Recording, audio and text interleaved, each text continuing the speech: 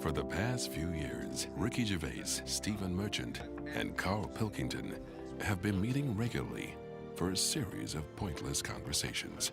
This is one of them. Testing. Is that all right? Hello and welcome to the Ricky Gervais Show with me, Ricky Gervais, Stephen Merchant. Hello. And the little round-headed buffoon that is Karl Pilkington. All right.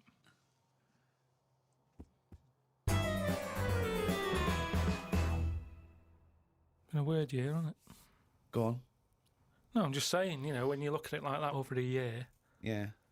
just a lot of stuff has gone on. What's stuck out for you? If you were doing your own review of the year, what would you put on the front cover?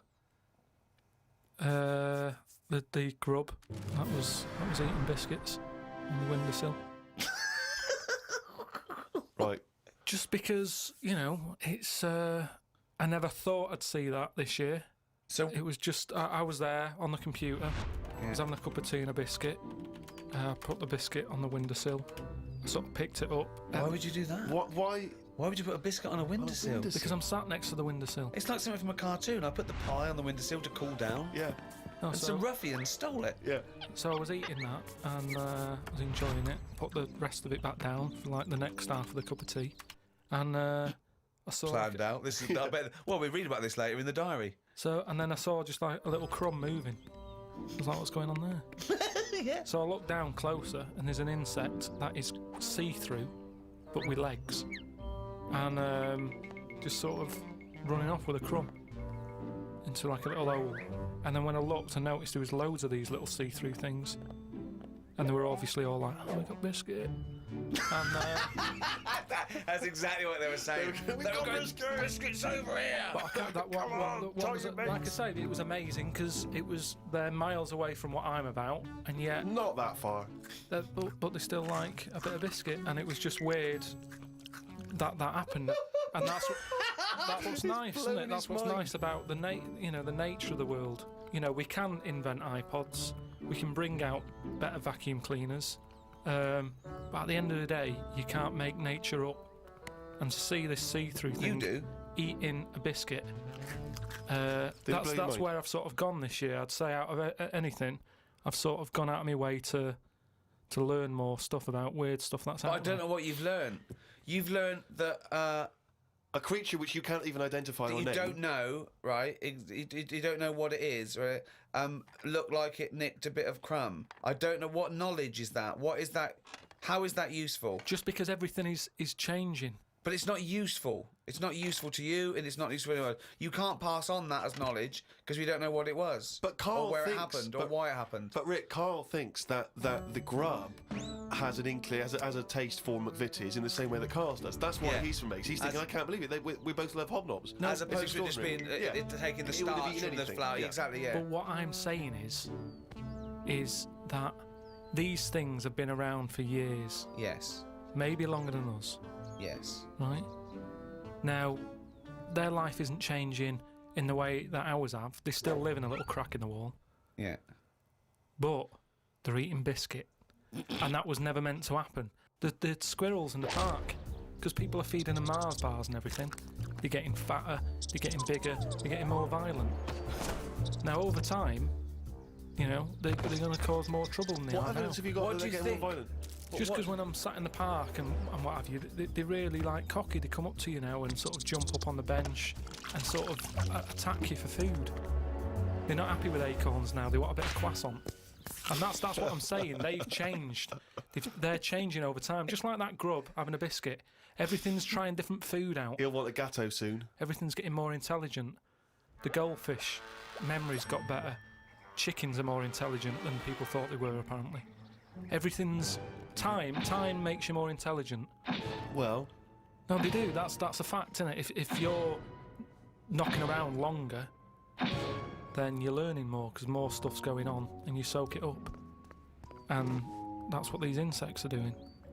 They're all learning. You know what I mean? No. I saw a cockroach playing Pac-Man. It was on the internet, right? And somebody had linked up a cockroach to some. I can't even be bothered explaining it, but that's what I'm saying. Everything's moving on. Yeah, but Pac-Man's like such an old hat game, man. It's like from the 1980s. Yeah, that cockroach is so. Oh God, get a life, man. Hello, PlayStation 3. Is it Hello. Hello. Yesterday's cockroach. Oh. Fucking hell. All I'm saying is, I do watch a lot of insects and stuff, and you never see them wasting time. They're always doing something. An ant's carrying something somewhere. Sometimes I watch it and it goes somewhere and comes back again. You think, does it know what it's doing? But at least it's trying. What you? Now, if there was a What big is it doing though? What is that ant doing? work, it's building a house, or what's the point? It's everything it does is pointless. how can you say that? It's pointless. I'll tell you what, if there was a bigger sort of being looking over the world and they went, right, let's look at the human race, and, well, they'd look at the ants first and they go, right, they've got their hands full, they're carrying big stuff, they try to save time by carrying stuff that's way too big for them, really. They could do that between three of them, but they don't. They're all grafting hard. Then they go, right, hit the human button. They hit the human button, they watch the humans. The amount of people who are just sat about doing now, Lily Allen in London at 2 a.m. So what?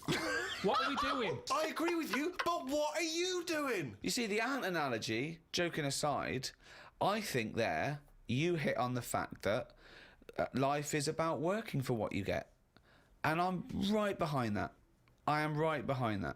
I think that's I think that's absolutely true. That's what I meant. What's dangerous is A boiling kettle to an ant. At the end of the day, right? Yeah, but that's evil, isn't it? What? You know, I mean, you sometimes make out as if I'm an evil man. We had an ant problem in the garden.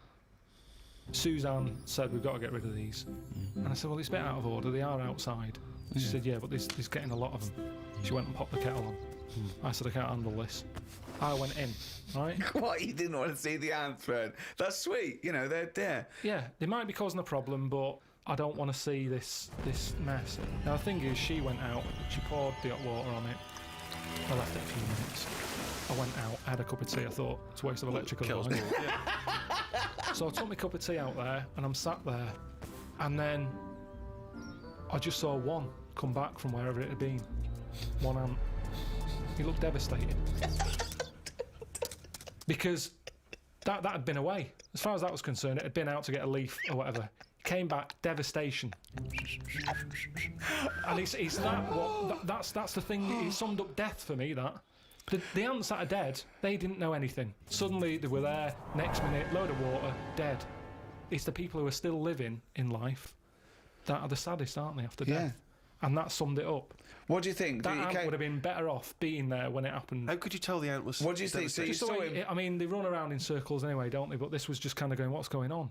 and what did it slow down when it got nearer the nest? Did it drop the leaf and then you see it run the last few inches? It just kind of got close, and it was like a double take almost. Almost like it got near the hole, and then it was like, hang on a minute, this can't be it because no one's around. And then it walked on, and it went, no, it is the hole. And it went back, and it just sort of stopped for a minute. Ah. And that for me, that's the sort of thoughts, things that you can look at as a human and appreciate it and understand it and go, yeah, that's true, that is like life. Instead of, oh, am I awake? Am I asleep or what? No. But you might as well be asleep because you're doing nothing else. Oh, God! I was in the supermarket recently, just walking past the condoms, and you never know when you're going to run out of balloons. and I was weird because the condoms in the supermarket are contained in a kind of cage, in a plastic cage, so it makes it all the more embarrassing buying them. So I'm trying to open this thing, and this guy who works there, sort of this middle-aged guy who works there, goes, you have to take that to the checkout. So you can't open that yourself. And so I just left it. I thought, forget it, I'm not gonna take these to the counter, because you never know. It's like if you get served by a woman, it's still a bit embarrassing, particularly if that's all you're buying. Because she knows what you're up to. You're gonna fill them up with water and throw them at students. And anyway, the reason I mention this is because it reminded me of the conversation we've all enjoyed in the past, Rick, about when Karl bought for his girlfriend for Christmas Was it a 2-pack. a 2-pack of? Yeah, what was it? Condoms. Wasn't it about buy one, get one free? Yeah. So that was a couple of years ago, Karl, the famous condom gate. Have you bucked your ideas up since then? I just think that as time goes on, you don't sort of buy each other as many presents. As Oh, you so do. sorry. That was a bumper year, was it? That was a hell of a. She went. Oh, I remember when you used to buy me stuff like condoms. It's gone downhill since then. Well, no, she your didn't know presents. she was getting them. What I mean is, there's less. Of course, she surprises. didn't. That's what I mean, though. It was sort of interesting to when I gave them her and said, "There you go, open them." She was not expecting that, and as time goes on, No, she was probably expecting a piece of jewellery or a holiday in Paris. it's more difficult, is what I mean, to surprise someone in it over No, over but time. no. But the surprise thing is meant to always be a good surprise. Yeah, but don't. If you always get something good, it's like the 3 wise men. What did they get the second year for little baby Jesus? Do you know what I mean? Once he's had that gold, it's like, oh, I've sort of made it hard work for myself there. I've got to get him something better than that now. So it's best to give him the myrrh. And next year, get him the gold. It's like how you know how like people make a big thing out of having it away for the first time, and they go, "Oh, I'm going to do that tonight." Not the way to do anything. You won't get anything done by planning. That's a quote. That's an amazing quote. That'll be up there with Newton and Churchill. You don't get anything done by planning. Oh, he's only going to write it down for a whole fucking year.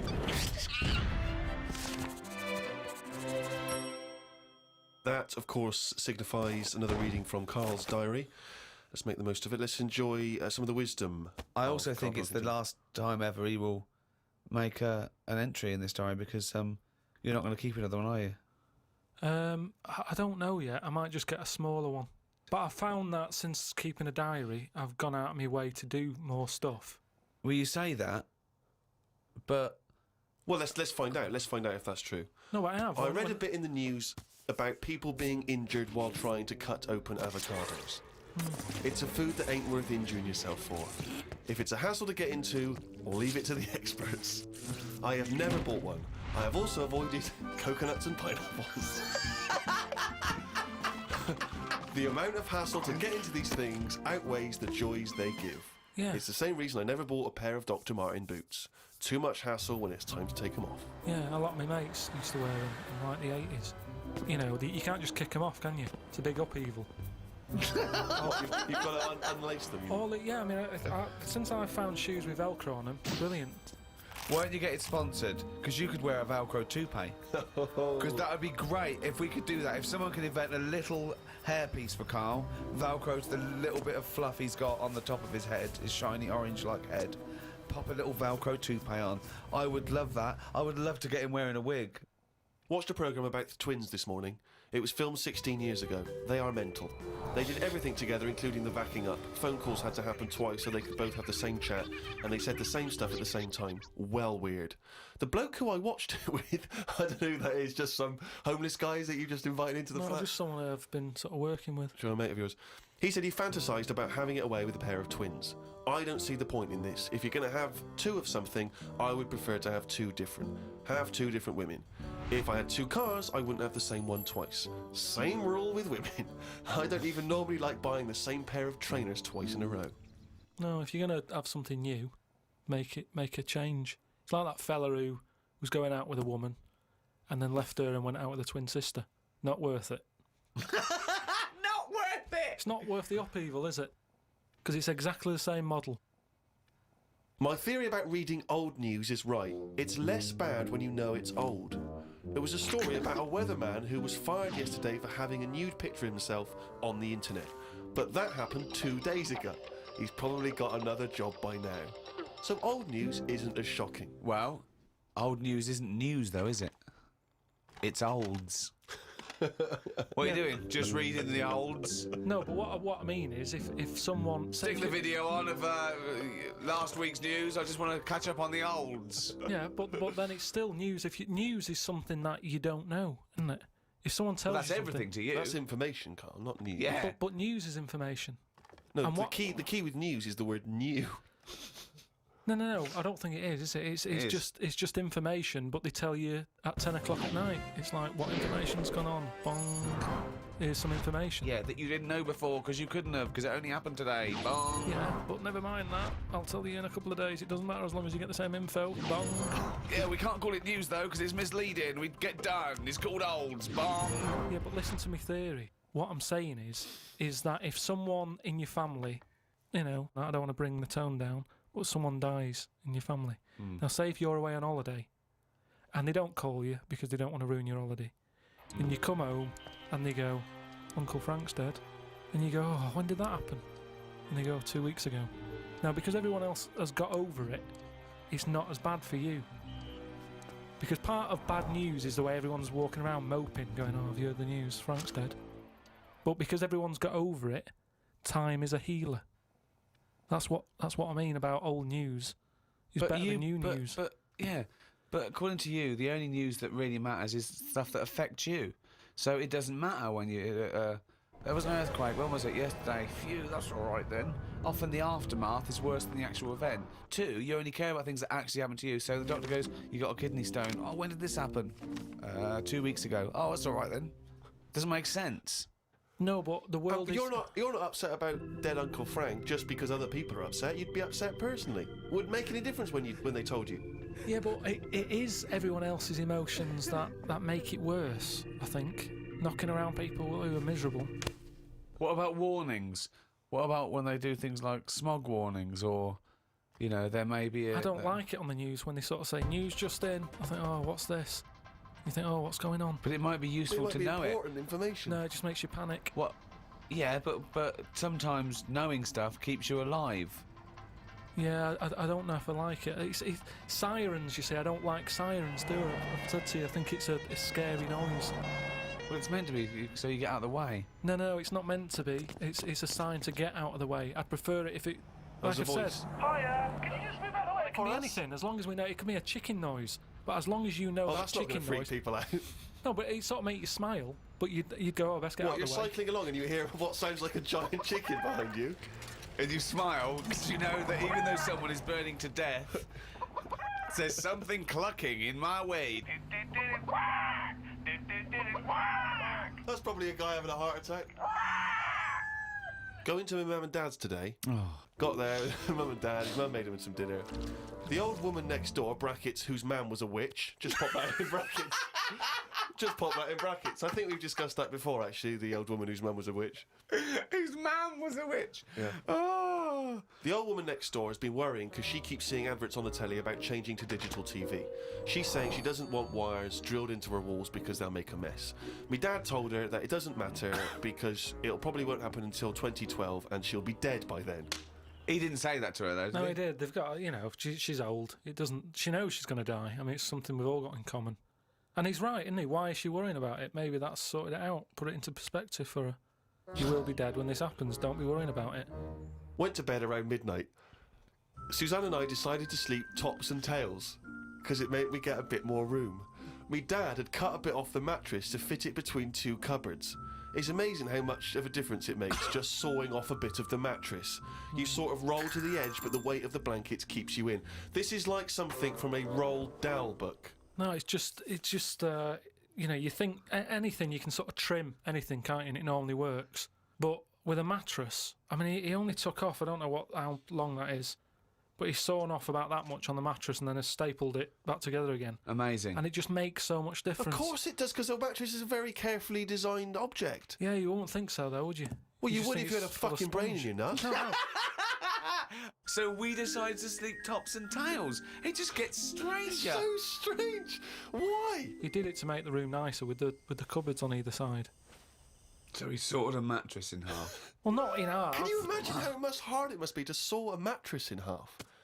What did he use? What, a big electric saw? Well, it must have been, yeah, because there's a lot of springs and stuff in there. Jesus. So what happens to the springs? They just spring out the Well, sides. some sort of stick out a little bit, but you're not lying on top, are you? They come out the side. So it's just got a bit of gaffer tape and a staple gun. Unbelievable. Hey, man alive. It's like... Does he run it as a hotel? That's unbelievable. There are squats with better bedding arrangements. The mad woman next door saw me and said, "Hello, Clive. You live in a nursery rhyme." The old man down the road, the old woman next door whose mum's a witch, Uncle Alf who lives in a dinghy. This is like not a real place. It's like fucking Narnia. It's a children's TV programme. Unbelievable. Oh, God. Oh, just all of them there on this broken mattress trying to find the golden ticket.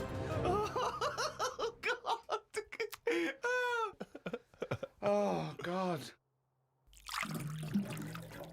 So, what's the big thing of this year? What's the big thing so far? You'll go, oh, yeah, that was the year that... I haven't really been following what's going on because of other like personal. Well, yeah. issues. What's the big? Okay, what's the Just big thing? My boiler's playing up still. Sick of it. Your what? My boiler.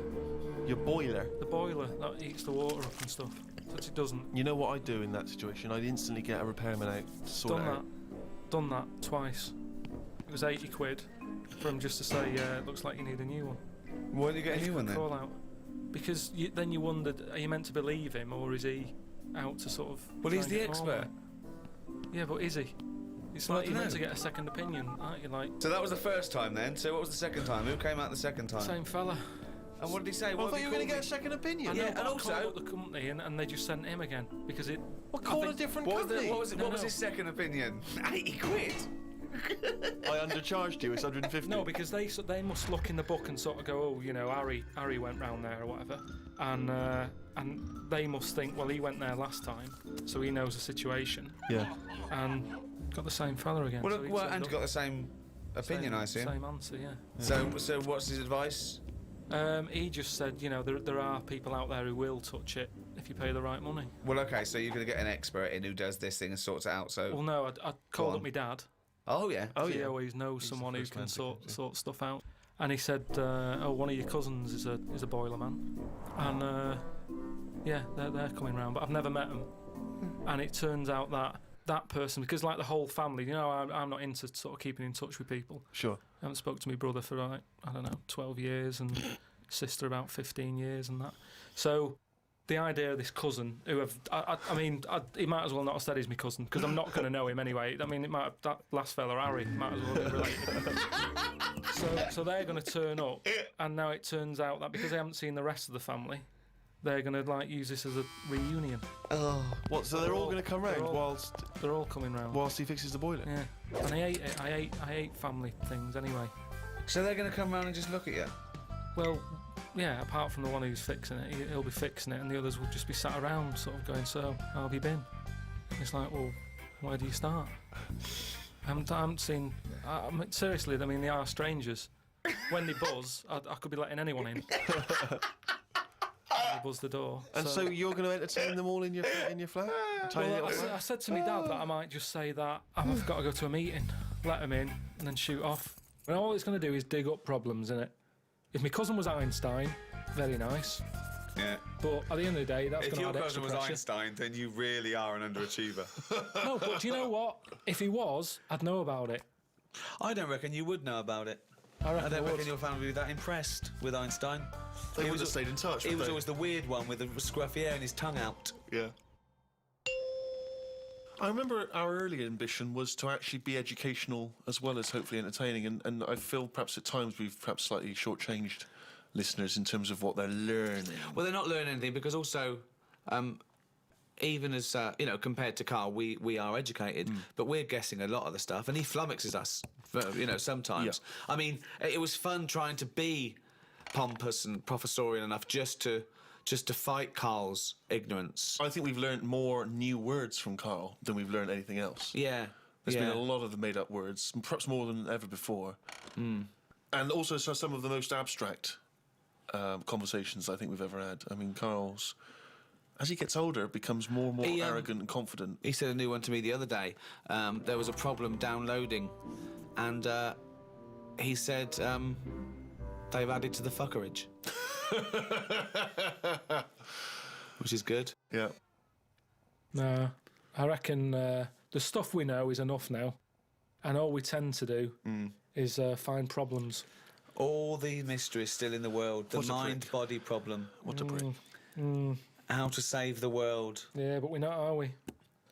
We know it's dying. We don't know how to fix it. Not yet, we don't. Turn your lights off. But then we You didn't. turn yours off. get sick of it. Leaflets through the door all the time, saying you're eating off, turn the lights off, living like a mole. I love his little internal dialogues out loud. They're fantastic. The little discussions he has with himself. Oh, I can't wait till he's old. That's going to be amazing. Us three, we're about 75, 80. He's fucking moaning. Oh, we're in a little home together. I just fucking... fucking hell. Oh, Carl. Do you remember when you were 73? No, do I fuck? Tell us the tic-tac anecdote again. Oh, what a fucking useless bunch of cunts.